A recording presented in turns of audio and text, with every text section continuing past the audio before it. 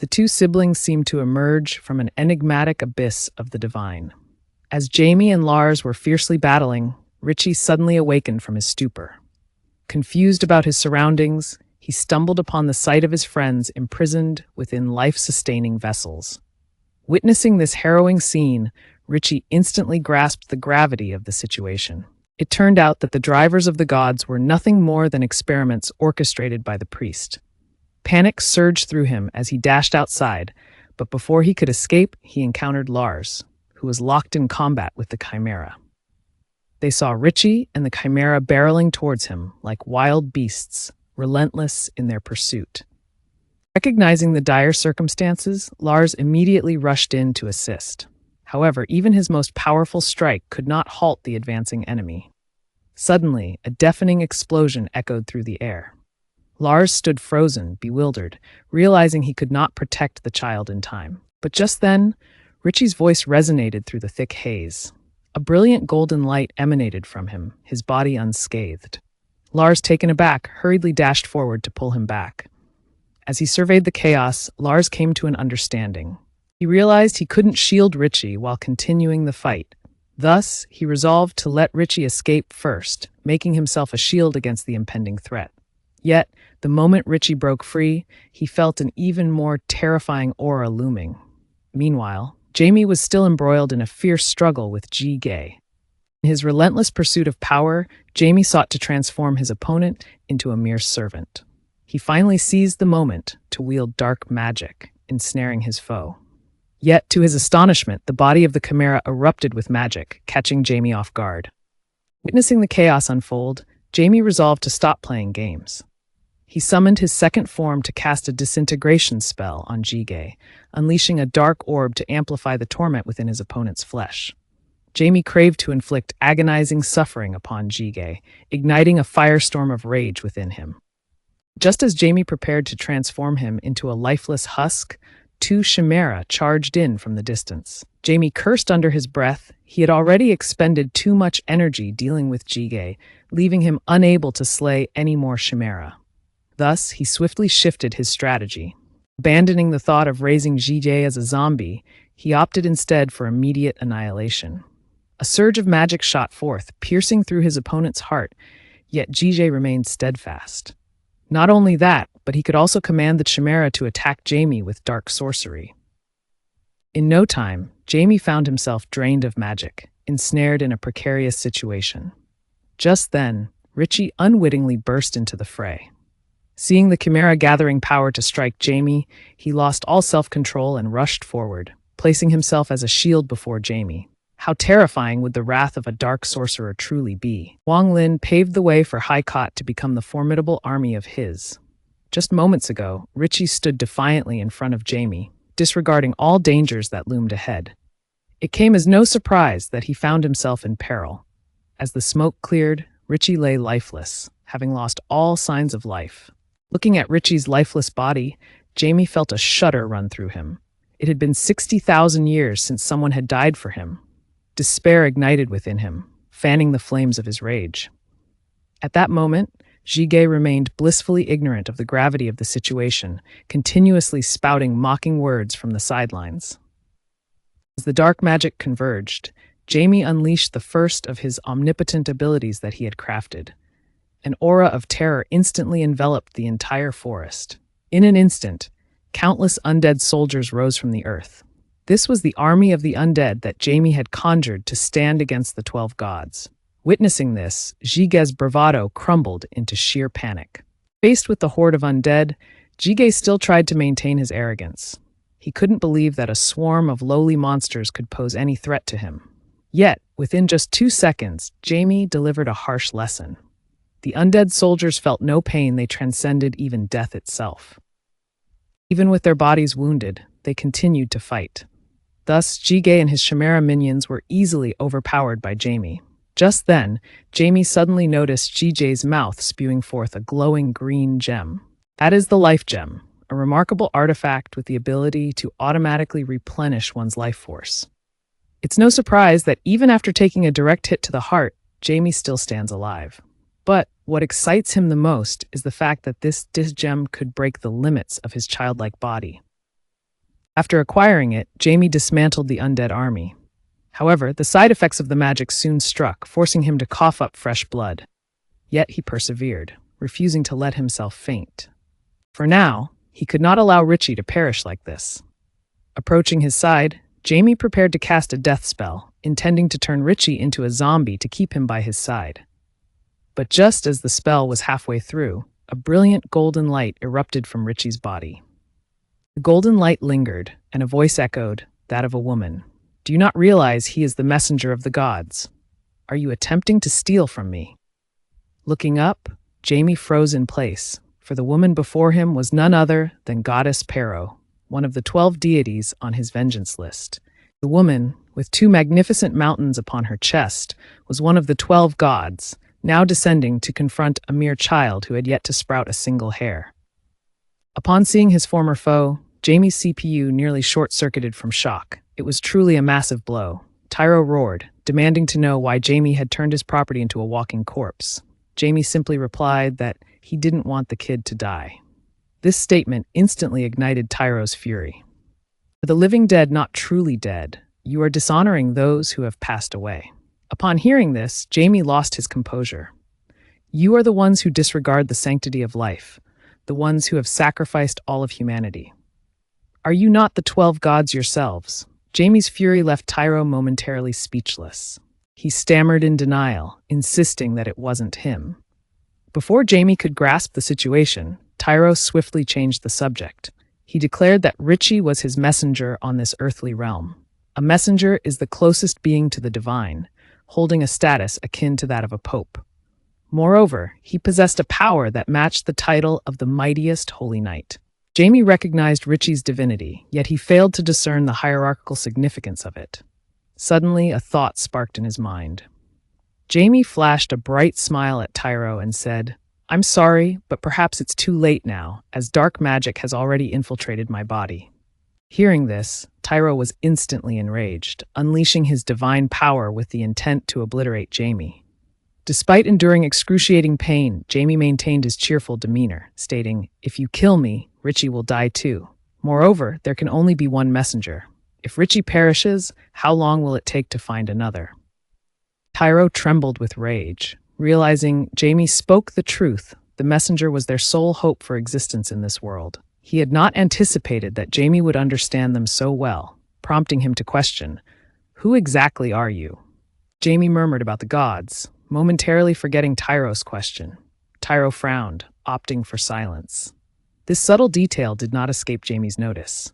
As a god of transformation, shifting from malevolence to benevolence, Tyro found himself unable to utter a lie. From previous inquiries, Jamie had realized that the 12 gods were not a united front. He revealed to Jamie that he was a dark sorcerer, the heir of Diablo, his own incarnation from 60,000 years ago. Upon hearing that name, Tyro felt a mix of astonishment and dread. Jamie, with a playful smile, asked if he was interested in forming an alliance. Tyro hesitated, leaving Richie behind, and requested Jamie to meet him in Epton. As he gazed at Richie's unconscious form, Jamie fell into deep contemplation. A being who was both a messenger and a living corpse could prove to be a powerful tool against the gods. It was indeed peculiar for someone so small within the church to openly threaten a lord. Truth be told, a person whose mind had been erased wouldn't even reach the Count's mansion before being decapitated by a woman. She was one of the 7 knights of the Zeni's cult. Currently, heist plans had crumbled, leaving only the option of a temporary strategy.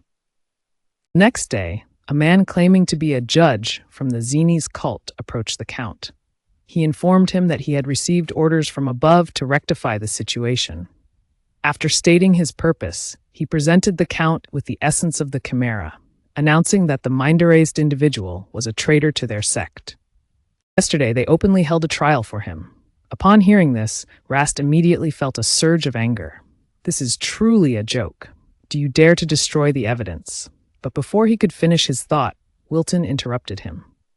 He looked at the person across from him with a bright smile. You truly are brave to commit murder in my territory. Do you wish to die? The immense pressure caused the small figure to kneel in fear. He cautiously stated that they were merely judging their own criminal. Wilton snorted, utterly ridiculous. Here, I am the judge." The small figure trembled like a leaf in the wind, but did not forget his duty to discuss matters with the Count. "I apologize for my offense. My Lord Count, treating zanies in such a manner is not a wise decision." But as soon as the words left his lips, Wilton severed one of his hands. "Next will be your other arms and your neck. If you wish to keep your head, you best leave my territory quickly." The small figure was horrified. How could someone kill so swiftly?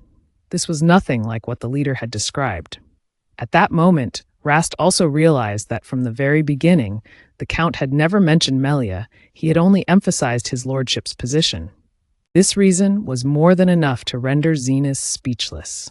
Seeing the determined expression on the Count's face, the small figure understood that there would be no chance for negotiation.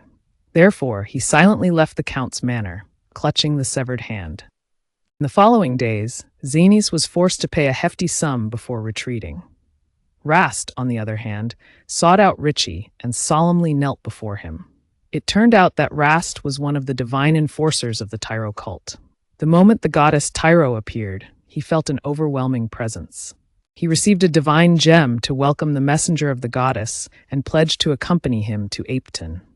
His sister Anna would also join Rast, informing Richie that Anna, as the saintess, would soon awaken her divine powers and restore her sight. He was granted the Godstone to greet the envoy of the goddess and promised to protect his companion, Epton. His sister, Anna, would also be brought along. Rast told Richie that as the saintess, Anna would undoubtedly awaken her divine essence and regain her vision soon. Upon hearing this news, Richie couldn't contain his excitement and rushed to tell his sister. Little did he know that the simultaneous appearance of the apostle and the saintess heralded an impending chaos. The image of the sweet, pampered boy from his past now had to conceal a terrible secret. Beneath that innocent facade lay a dark sorcerer, one who held countless souls in his grasp.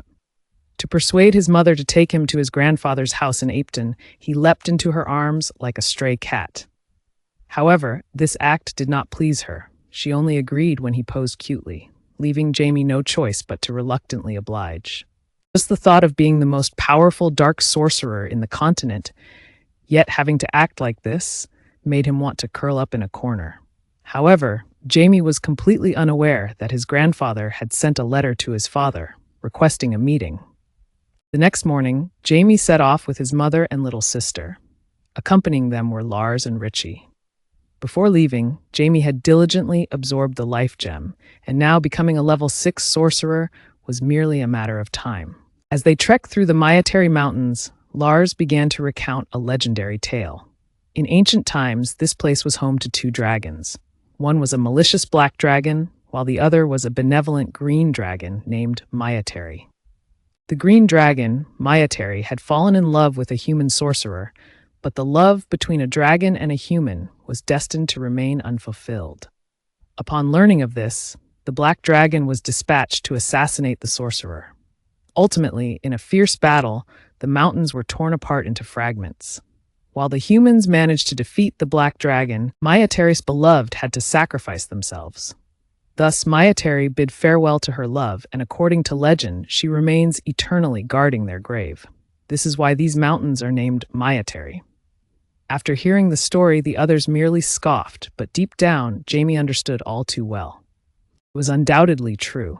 At that very moment, the sky suddenly darkened, and a bolt of lightning struck, shattering an ancient tree and sending it crashing down onto Jamie's carriage. His mother and sister, caught off guard, tumbled to the ground. Seeing this, Jamie quickly summoned his magic to pull them back, but just as he managed to save his mother and sister, flames of arcane energy erupted around him, burning fiercely. This was a high-level magic capable of nullifying any spell. In an instant, Jamie heard a voice echoing in his mind, "Are you a dragon?" Before he could even react, everything spiraled out of control, and he found himself plunging into a pond. Time lost its meaning as Jamie awoke in a cave, his limbs ensnared by magical chains. As he pondered his surroundings, a woman with long tendrils resembling a beard suddenly materialized before him. She was none other than the legendary blue dragon, Myateri. Once the most powerful sorceress who had stirred the tides of magic, she now stood as the successor to the blue dragon. Mayateri had captured Jamie, mistaking him for a dragon due to the familiar aura she sensed emanating from him.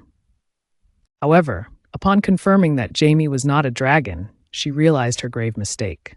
She confronted Jamie, questioning how he could possess such a breath. Jamie could only smile sheepishly, recalling that while he was playing with magic, she was still just a tadpole.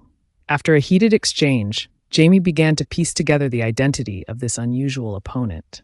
He asked Mayateri, "Why did you capture a dragon?" Little did she know, as soon as she finished her words, her spirit shifted dramatically.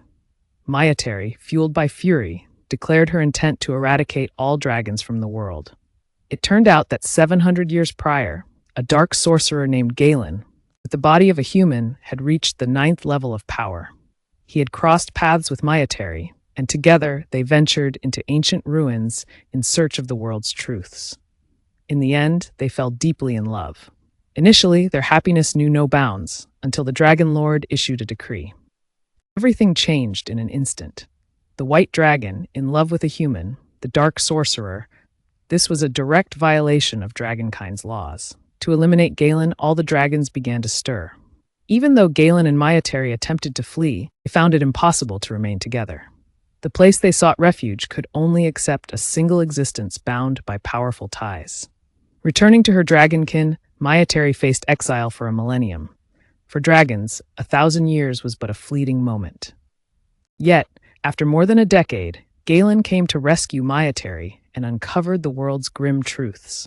He had once spiraled into despair. Though he managed to save Mayateri, he succumbed to his grievous injuries in this mountain range. Mayateri had intended to live her remaining days in peace, but unexpectedly, her dragon clan began to erase every trace of Galen.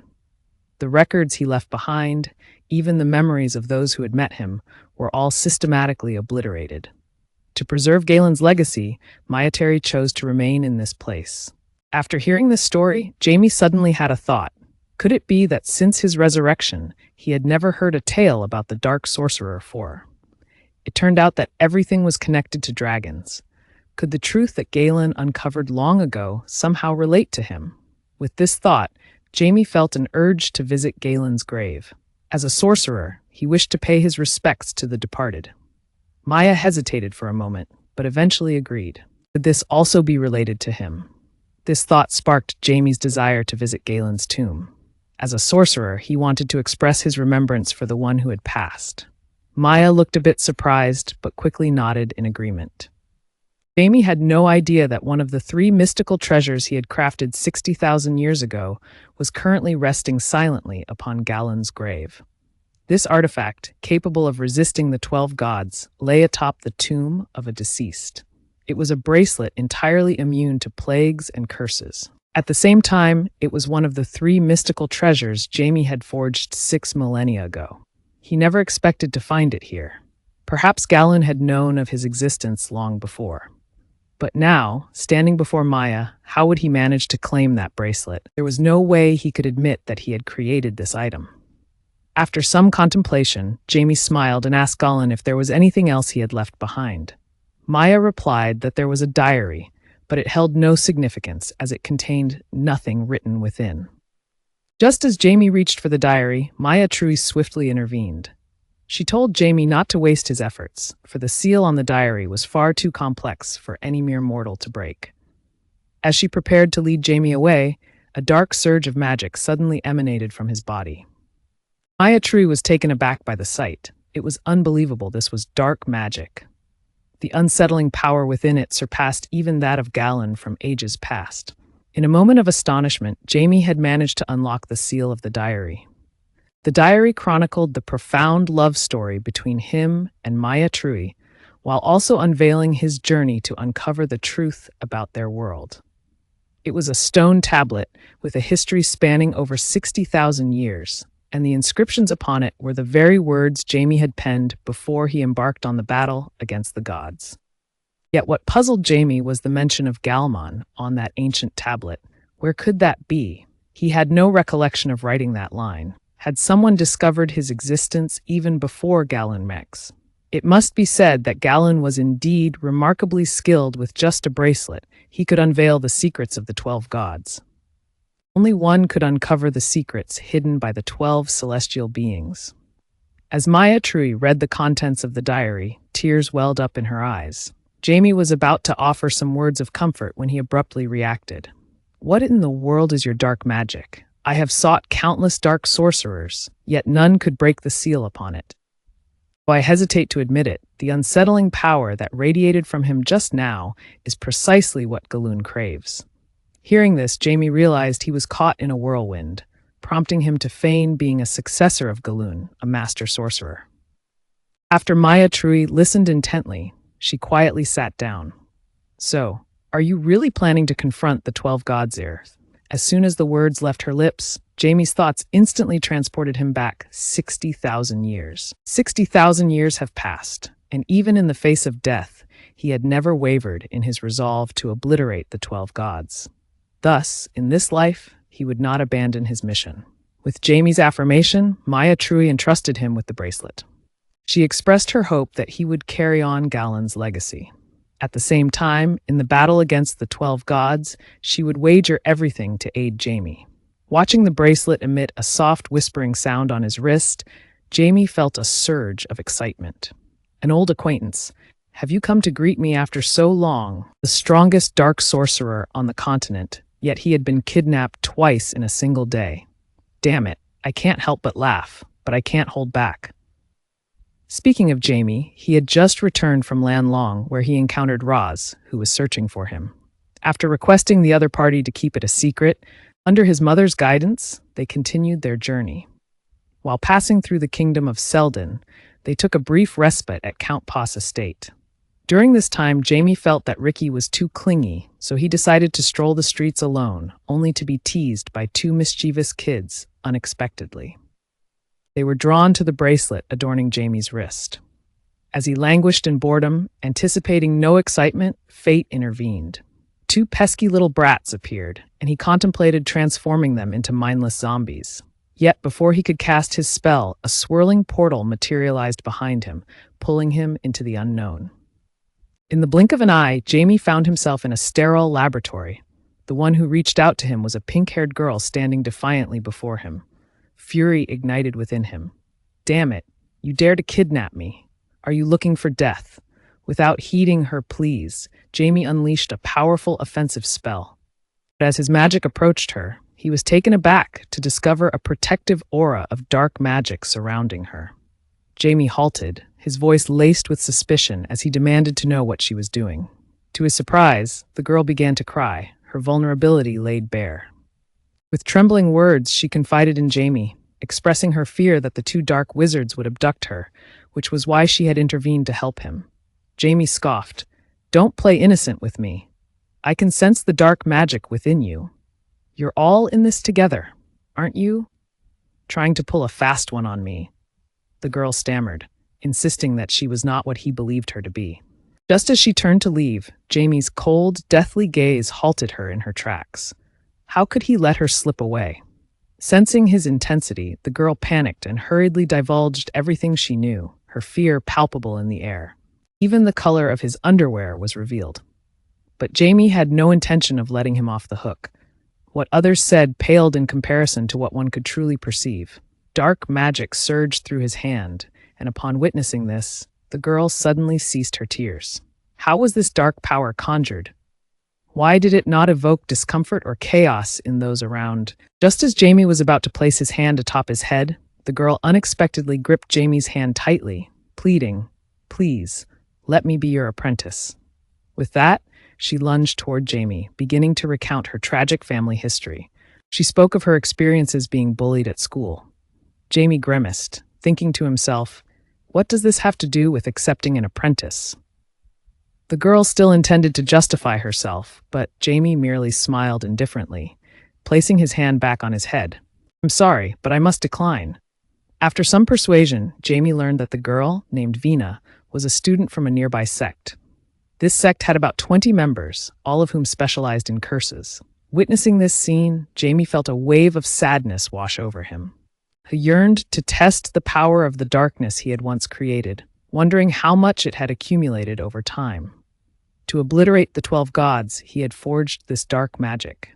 However, After 60,000 years of wielding dark sorcery, he had descended into depravity, using humans as mere experiments. As Jamie infiltrated the sect and witnessed the scene before him, a profound sorrow welled up within him.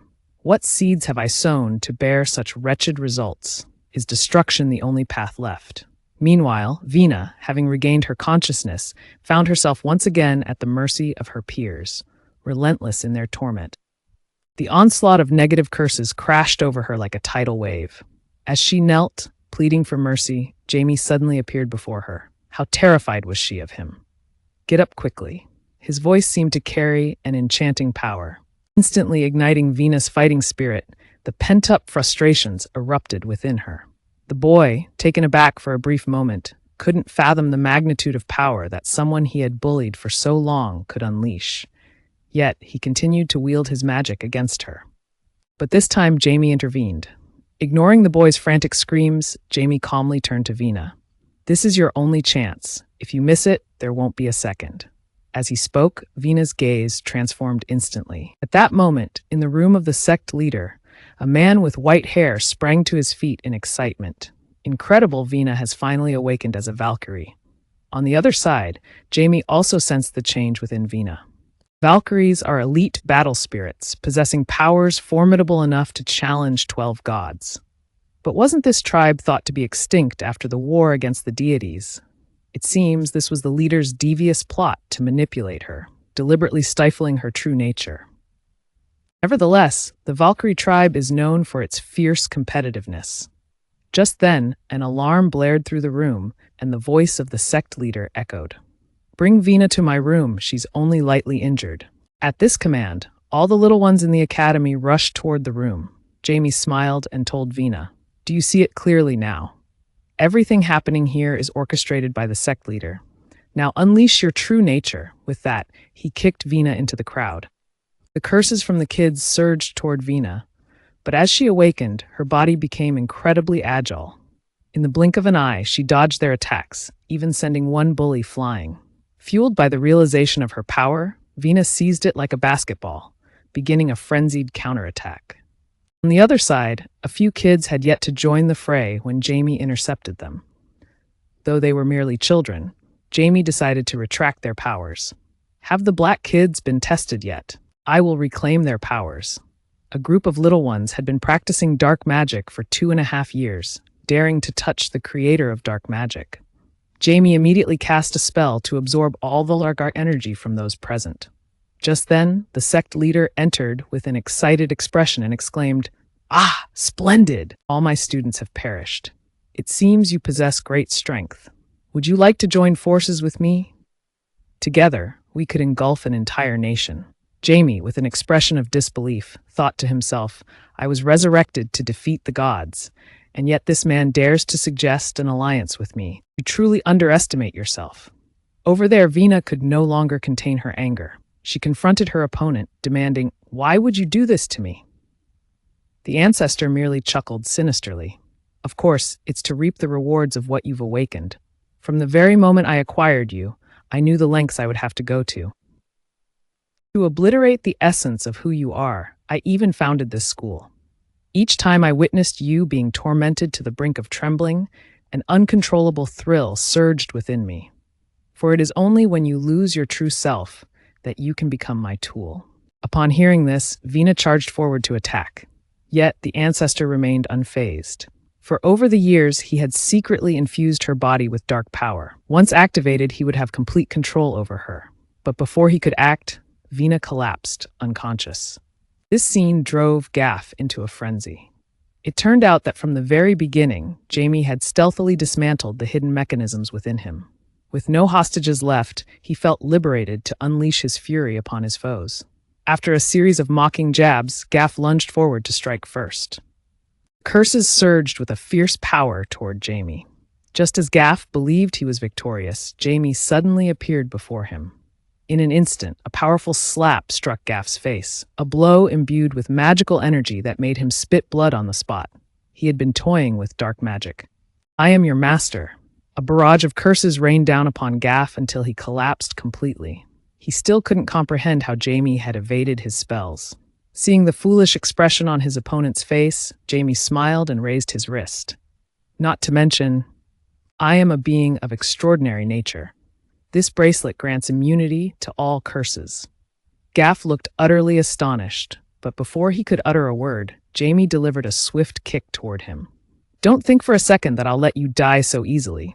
You are the seed I have sown. I have the right to reclaim it, and you shall become my first soul, neither alive nor dead.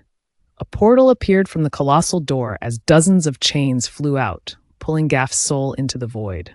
Surrender to the eternal slumber. Your soul will endure torment. Your body will serve me. From now on, you shall bear the name Nobotla. Rise and meet your new master. With just a command, rise, the formidable foe had become the loyal slave of the boy, after summoning the elder of the sect as an undead soldier. Vina has awakened. Now that her debt has been repaid, the only thought consuming her mind is to become Jamie's disciple. However, Jamie swiftly declines, for she is a Valkyrie, an ancient high spirit of unmatched bravery. Fearless and undaunted, they were valiant warriors. Yet tragically, they met defeat in the war among the gods. Though the origins of her bloodline remain a mystery, Jamie understands that Vina may very well be the last surviving Valkyrie. More importantly, Valkyries lack the ability to wield magic. Even if she accepted her as a disciple, it would hold little significance. Jamie thought she had made herself clear, yet Vina remained obstinate, insisting that she could transform. The scene shifts to a carriage. A pink panda follows Jamie into the carriage, grumbling that if it weren't for her transformation abilities, she would have tossed her aside long ago. As they journey onward, they arrive at the territory of Jamie's grandfather. The warmth of family gatherings fills the air, yet Jamie's grandfather is filled with concern upon seeing her. He can sense the latent magical talent within Jamie. He believes that soon, the entire world will revolve around her. However, such immense talent will inevitably draw the greed of others. Although Jamie's husband can stave off those threats for now, a time will come when limits will be tested. Therefore, he decides to gift Jamie her grandmother's necklace. While it may not serve as a shield for her, it will provide her with considerable aid. As her grandfather and mother discuss Jamie, she finds herself growing increasingly frustrated in her room. Ever since returning home, Vina has regained her human form. Not only had she taken over his bed, but she also sat there stubbornly. What an inconsiderate descendant. Just as he was about to teach her a lesson, a wave of deadly intent surged unexpectedly. Jamie was startled. He immediately dashed out of the room, sensing that the deadly aura was directed toward his mother's chamber. Could it be an attack from the Zini's congregation? After a frantic sprint, Jamie spotted a mountain of a man standing before his mother's door. Without uttering a word, Jamie activated his harmonization spell. This action left both his grandfather and mother in the room utterly astonished. Jamie knew it would be difficult to eliminate the foe without revealing his own power. For now, he could only buy time to get his mother to safety. But before his magic could take effect, the man had already seized him with one hand. You've tasted my strength, now it's my turn. Jamie was taken aback by the sheer might of the man. Perhaps the only option left was to resort to dark magic. Just as Jamie prepared to cast his spell, the large door to the room swung open suddenly. Both his mother and grandfather looked on in confusion. Jamie, why are you being so rude? Do you even know who he is to dare act this way? What a disgrace to the family. Just as his mother scolded him, the man spoke up unexpectedly. Enough. That was intentional on my part. I've heard that the heir of the Wilton family is quite talented, so I merely wish to test him a little. However, Jamie was still unaware that the man he thought was testing him was, in fact, the very one who had pursued his mother for years. One of the 5 holy swords, the Tempest Blade Beryl, approached a young mage to teach him the art of swordsmanship. However, the boy quickly declined the offer. Beryl, the holy sword standing second in command beside Jamie's father in the Tempest fleet, was not just here to gauge Jamie's strength. His true intention was to take Jamie as his disciple. He had heard from the Grand Mage Linmore that Jamie could elevate his prowess merely by breathing. Yet, if he missed this golden opportunity, it would be challenging to catch up. Jamie understood Beryl's intentions well. However, what he yearned for the most at that moment was to restore his peak power. Thus, he skillfully conveyed to Beryl that his focus was solely on mastering magic. Afterward, Jamie wandered alone into the garden behind, gazing up at the stars. Though fortune had smiled upon him in this life, granting him the complete breathing techniques and the life gem, it still felt insufficient. Soon, his magic would hit a certain threshold. The details began to align with the realm of a grand mage. Simply accumulating power was not enough. A mage needed their own unique magic. Without it, they would not earn recognition among their peers. Continuing along the path of his past life would certainly not be overly difficult. Yet Jamie knew that the methods of the past had led to failure. Was it truly necessary to imitate everything to achieve success? Moreover, just moments ago in the Holy Sword's chamber, he had seen the expression on his mother's face. Why does it feel so melancholic? There must be a secret buried deep within that you don't know. As Jamie pondered these thoughts alone, a monstrous creature suddenly leaped out from the pond before him, startling him to his core. Instantly, he raised his mentor's shield in defense, his mind racing. What on earth is this thing, daring to disturb me? Just as Jamie prepared to finish off the beast, a flash of movement darted toward him. In a mere 25 seconds, the creature was torn to shreds. "Young master, are you all right? I arrived a bit late." Jamie stared in astonishment at the figure before him, who had effortlessly vanquished the monster in an instant. Though this power didn't quite match that of the Sword Saint's speed, it was nonetheless impressive. The man smiled as he stepped closer to Jamie. "Greetings, I am Sabo, the aide of the Bell family." Jamie snapped back to reality, realizing that even a mere aide possessed such formidable strength. Just how many powerful figures does his maternal family have? Furthermore, why had this creature appeared in the garden? Jamie inquired about this matter, but Sabo merely smiled, deftly changing the subject and refraining from revealing the truth to him. Afterwards, Sabo returned to the Count's manor to report this incident to Jamie's grandfather, stating that even without Jamie's intervention, he could have easily dealt with the creature. Jamie's grandfather nodded, acknowledging his grandson's power. He was well aware that the aquatic beast could not harm Jamie. However, another piece of news Sabo brought back left him troubled. The minions of the Demon King had resurfaced. Recently, a series of brutal murders have shaken the territory. It seems that the demonic group from 50 years ago has returned to exact their vengeance. The pressing question remains, how will the Bell family respond to this looming threat? One individual nearly fell victim to becoming a mindless zombie themselves. Now, he stands as the envoy of the goddess Bobo. Jamie had intended to visit the Paro cult during daylight, but fate intervened as he stumbled upon a murder committed by a demon. After some investigation, he discovered that the victim's heart had been gruesomely extracted. This heart is essential for the ritual to summon the demon tribe. Recalling the anxious faces of those in the Count's manor recently, Jamie surmised that trouble was brewing within the Paro cult. After all, he had promised Richie to stay in touch upon his arrival, yet now silence reigned. With this thought, Jamie activated his stealth to infiltrate the Paro cult. Initially, he planned to wait until the High Priest and others departed to find Richie, but unexpectedly, Richie sensed his presence. Jamie, taken aback, asked, "How did you find me?" Richie replied that this was the sacred ground of the goddess. Although he had just become a divine envoy and his powers weren't fully awakened, he felt completely attuned to this place. In other words, he had merged with the temple itself. Everything here resonated within him. It was magnificent to possess such a profound connection, even if it meant donning a rather distinct attire. Here, he could scarcely feel the breath of the undead. Richie spoke of the goddess' intention, urging him to convey her message. As he finished, a brilliant surge of golden light erupted from his body. The dazzling radiance transformed Richie's attire entirely. He stammered, "The repugnant breath of the dark spirit is awakening. The ominous forest, that was where it all began. We must stop it before it spirals into madness. Otherwise, my revival will collapse. Let us head to the Shadow Woods. I hope there are no injuries." After uttering those words, Richie appeared utterly drained. Jamie inquired about the situation. Richie revealed that the goddess was not in good condition. The previous forced descent had inflicted severe damage upon her. "So why are you seeking me?" This place is crawling with Paro's followers. Richie responded that only he could handle it. According to the goddess, he was her rightful heir.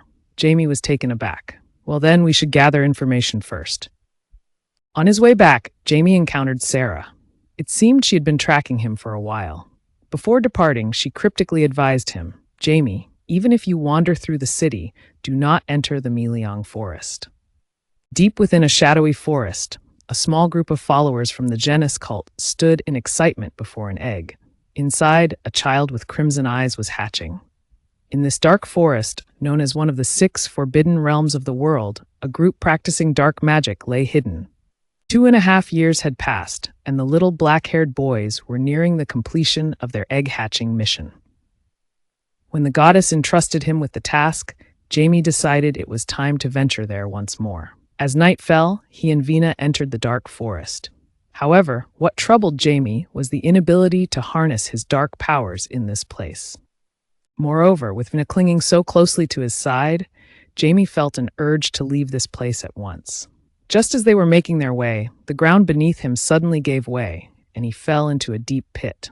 As he took in his surroundings, Jamie was left utterly stunned. This place turned out to be an ancient ruin, with inscriptions carved on the surfaces written in the language of his era. Jamie, filled with curiosity, stepped inside. After dismantling a series of traps, the two of them finally reached the last chamber. At that moment, the large door creaked open, and a colossal bear emerged. You dare to venture here. Such courage, Jamie was taken aback. Do we know each other? How do you speak the human tongue? Is it because the bear led you here? The massive bear offered no further explanation and charged at Jamie as if they were sworn enemies. In a moment of carelessness, Jamie was struck by a flying stone.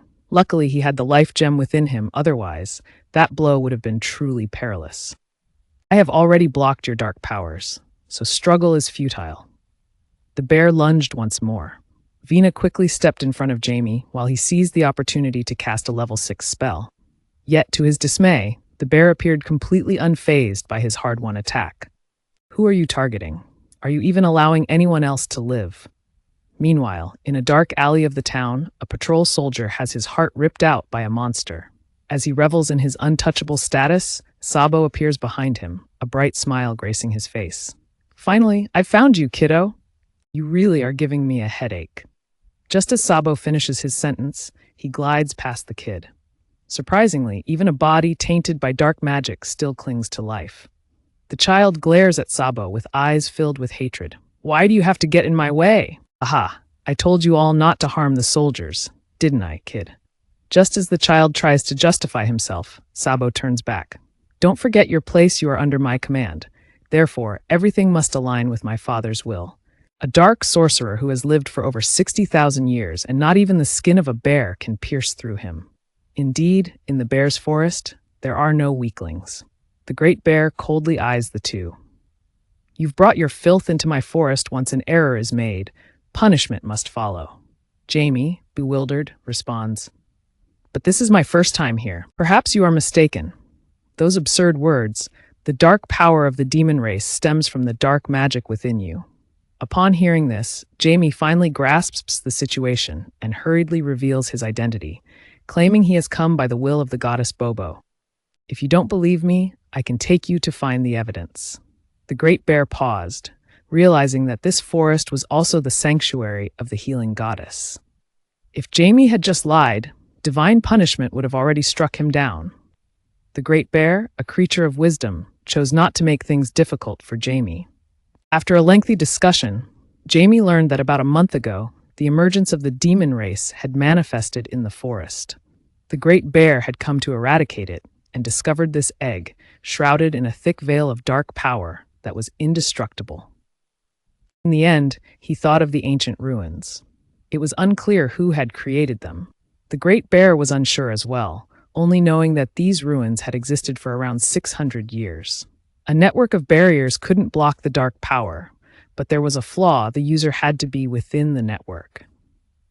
Upon hearing this, Jamie requested the great bear's assistance in breaking the barrier. He wanted to see the egg for himself.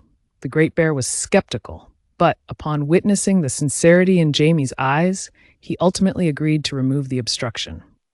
As the dark power surged back into Jamie, his demeanor shifted instantly. What a foolish bear. No one will be able to control me. Before the Great Bear could react, Jamie seized control of the ruins, cutting off the connection between the Great Bear and the ancient site. Haha, your luck today isn't looking too good. Those knowledgeable about the barrier network are not limited to your master. Jamie has now become the administrator. As Jamie relentlessly modified the authority of the ruins, the Great Bear felt a surge of frustration, wondering just how this audacious kid had managed to do it. In the blink of an eye, Jamie had completed the modifications. He smiled at the massive bear beside him. Just a little longer. Don't follow me, okay? But now, he knew the creature couldn't leave the ruins.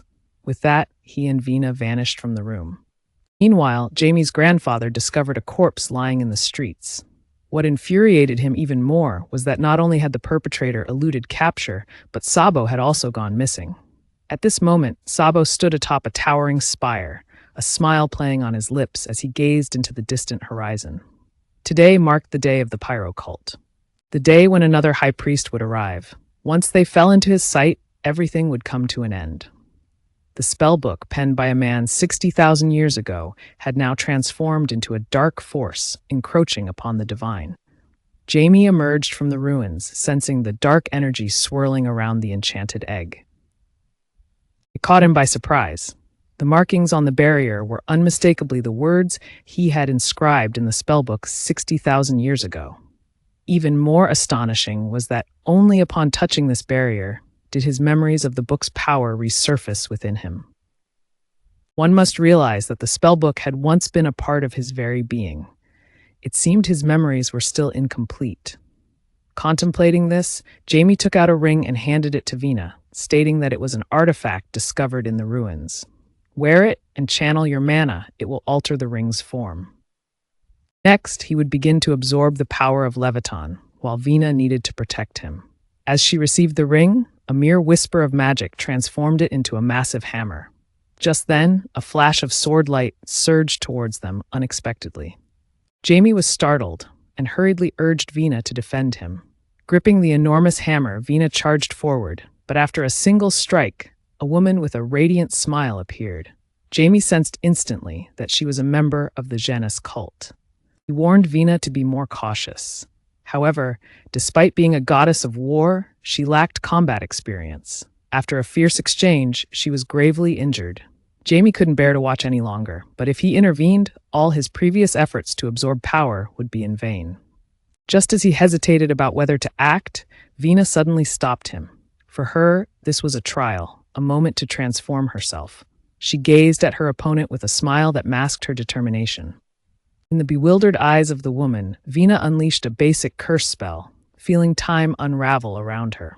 The woman was taken aback for a moment, before raising her hand, and with a thunderous explosion, the forest erupted into flames, trees igniting in a fiery dance. Vina lay gasping for breath on the ground, having exerted herself to the utmost, but still unable to stop her opponent. In the end, she felt her own weakness crushing her spirit. The woman approached with a bright smile, her confidence mocking Vina. How could a filthy dark sorceress leave a scar upon her skin? If you wish to protect that child, I will skin them alive right before your eyes. As soon as the words left her lips, Jamie's laughter echoed ominously. Heh, that little brat hasn't done anything yet. But don't think you can beg for mercy afterward. The devouring magic surged forward, hurtling towards the green-haired woman. Jamie turned to Vina and said, "Thank you for your help. Because of you, I can finally end this absorption." He continued, "I will repay you tenfold." However, just then, the woman let out a sudden roar, her energy transforming the air around her, even halting Jamie's absorption spell in its tracks. She dares to use dark magic to absorb my divinity. Next, I will crush your skull. Seeing his furious opponent, Jamie's expression darkened. Heh, if that's how it is, let me introduce you to a new friend. He stood up, calling forth his internal row. With a simple wave of his hand, a level 6 skeleton appeared instantly. Facing the so-called awakened tiny Gargan, Jamie summoned his internal row directly. Both man and monster were eager to fight, but Jamie had already departed the scene, wanting to see what that magic egg truly was. At that moment, a tiny Gargan was guarding the magic egg, oblivious to the chaos outside. Jamie approached with a smile. In dealing with this type, Jamie didn't even need to lift a finger with just a command. His undead minions swiftly annihilated the foe in an instant. But just at that moment, the magic egg suddenly emitted a strange sound. Jamie found himself caught off guard, unable to command the resurrected beings to retreat. In the blink of an eye, he saw the egg extend its tentacles, snatching the lifeless form of little Gargan. Too late to react. This egg had absorbed too many life forces. Now the demon race was preparing to descend. As Jamie's words faded, an unpredictable aura spread unexpectedly around them. The members of Ro, locked in battle, sensed this presence and their bodies began to tremble. Little Gargan let out a chilling laugh. It seemed the unwelcome guest had arrived. The mission was complete. It was time for us to depart.